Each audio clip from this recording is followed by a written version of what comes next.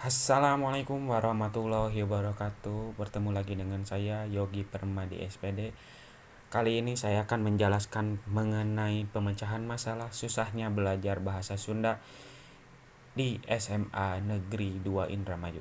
Kali ini saya akan menjelaskan dari mulai deskripsi masalah, lalu akar masalah, lalu alternatif solusi yang diberikan, dan tentunya yang terakhir adalah setelah ada eh, alternatif solusi tentunya harus ada hasil dari pemecahan masalah. Oke, tanpa berlama-lama kita lanjut ke yang pertama, yaitu deskripsi masalah. Apa sih deskripsi masalah dari susahnya belajar bahasa Sunda di Indramayu? Tentunya yang pertama adalah pasif dan tidak bersemangat. Siswa tidak bersemangat dalam pembelajaran sehingga kurang aktif. Nah, ini tuh di deskripsi masalah sebenarnya ada tiga, ketiganya saling berkaitan. Yang pertama pasif dan tidak bersemangat, yang kedua kebingungan, dan yang ketiga adalah tidak paham. Nah, dari kebingungan dan tidak paham, siswa pasti menjadi pasif dan tidak bersemangat karena mereka mau bagaimana bersemangat sementara mereka tidak paham apa yang dijelaskan, terlebih ke tidak paham dari segi bahasanya. Nah, tentunya pasti dari masalah-masalah ini tentunya ada yang menjadi akar dari permasalahan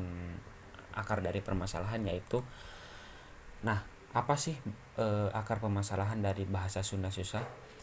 Tentunya pertama adalah kondisi lingkungan di Indramayu. Sebagian masyarakat menggunakan bahasa daerahnya sendiri, yaitu bahasa Dermayu, sehingga sangat susah untuk menerima bahasa bahasa daerah yang baru, apalagi bahasa Sunda. Meskipun Indramayu terletak di daerah Jawa Barat, tapi Indramayu mempunyai bahasa khusus tersendiri, yaitu bahasa Dermayu. Nah, yang kedua yaitu fasilitas pendukung. Nah, di sini bahasa Sunda di SMA 2 Indramayu terhitung pelajaran yang baru ya, tentunya hal ini menyebabkan eh, fasilitas pendukung yang kurang, terutama yang paling utamanya adalah fasilitas buku yang tidak ada. Bagaimana siswa eh, bisa mengembangkan atau bisa paham sementara fasilitas pendukungnya saja tidak ada atau kurang. Nah, yang ketiga adalah pastinya adalah pembendaharaan kata. Dari deskripsi masalah sampai ke akar masalah, di sini sangat berkaitan ya, karena eh, dari kondisi lingkungan pasti menyebabkan pembendaharaan kata bahasa Sunda yang kurang anak-anak, terus menjadi bingung, menjadi tidak paham, lalu siswa menjadi pasif dan tidak bersemangat. Kenapa pembendaharaan kata mereka anak-anak kurang? Karena ya tadi kondisi lingkungan di sebagian masyarakat Indramayu menggunakan bahasa daerahnya tersendiri, yaitu bahasa Dermayu. Lanjut, ada alternatif solusi yang saya berikan selama di kelas dan masih dijalankan sampai sekarang. Yang pertama adalah membuat kamus pribadi. Jadi setiap siswa wajib hukumnya membuat kamus pribadi. Kamus pribadi ini bukan seperti kamus-kamus besar atau KBBI kayak gitu, tapi kamus pribadi ini seperti halnya kamus kecil saja. Jadi setiap siswa yang baru menemukan kata-kata yang baru mereka ketahui, wajib siswa tersebut menuliskan di bukunya masing-masing. Jadi setiap siswa pasti kamusnya berbeda-beda, tergantung dari sebagaimana siswa tersebut baru mengetahui kata-kata yang baru gitu. Nah, yang kedua adalah tentu saja pembelajaran yang tidak kaku. Boleh jadi dari pihak sekolah fasilitasnya kurang mendukung, tapi di sini eh, khususnya saya sebagai guru tidak boleh terpaku terhadap buku. Artinya pembelajaran tidak boleh kaku, tidak boleh mengandalkan hanya satu objek. Nah, di sini tentunya saya sebagai guru harus mengembangkan model-model atau media pembelajaran yang sangat menarik agar siswa setidaknya menarik dulu, setidaknya mereka tertarik dulu terhadap pembelajaran bahasa Sunda. Nah, yang ketiga adalah tentunya terus memotivasi siswa.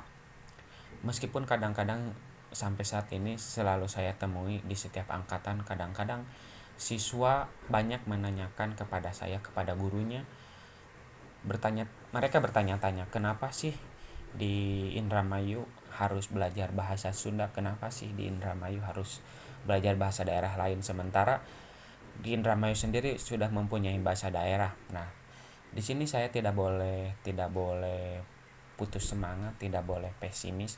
Saya terus memotivasi siswa agar supaya mereka setidaknya mau belajar apapun, terlebih bahasa Sunda, meskipun di lingkungan mereka tidak dipakai, tapi setidaknya mereka belajar banyak hal dari setiap pelajaran.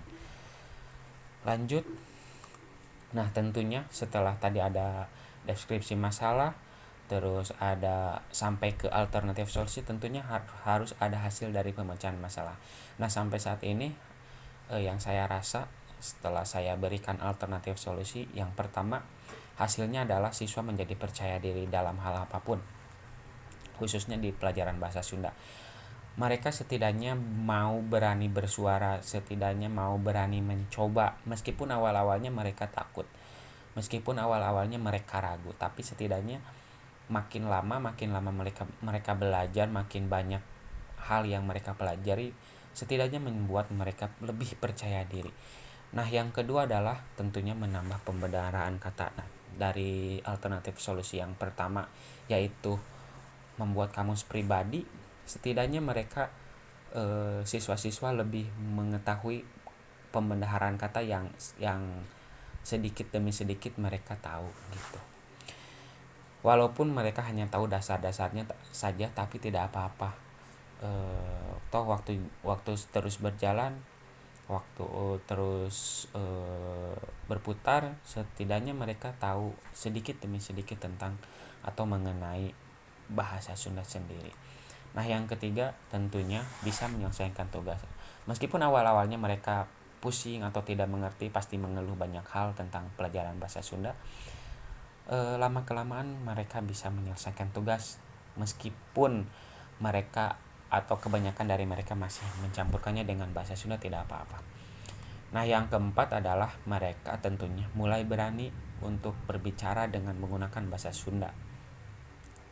Tapi setidaknya di sini meskipun mereka ngomong atau berbicara bahasa Sundanya yang sedikit kasar dalam tanda kutip, tapi setidaknya mereka berani mencoba, mulai berbicara dengan gurunya. Mereka juga mulai berani berbicara mengenai bahasa Sunda yang halus, mulai belajar tentang bahasa Sunda yang halus, bisa membedakan antara ngomong ke guru menggunakan bahasa Sunda yang mana, seperti itu. Nah, begitu saja penjelasan pemecahan masalah dari saya. Saya mengambil sumber rujukan dari beberapa sumber. Yang pertama dari repositori Kemendikbud, yang kedua dari web Adiandris tentang motivasi belajar, dan yang ketiga tentunya dari koran Tempo mengenai materi pembelajaran bahasa Sunda yang sangat sulit dikuasai oleh siswa. Sekian dari saya, bertemu lagi di kemudian hari. Semoga sehat selalu, semoga bahagia selalu. Assalamualaikum warahmatullahi wabarakatuh.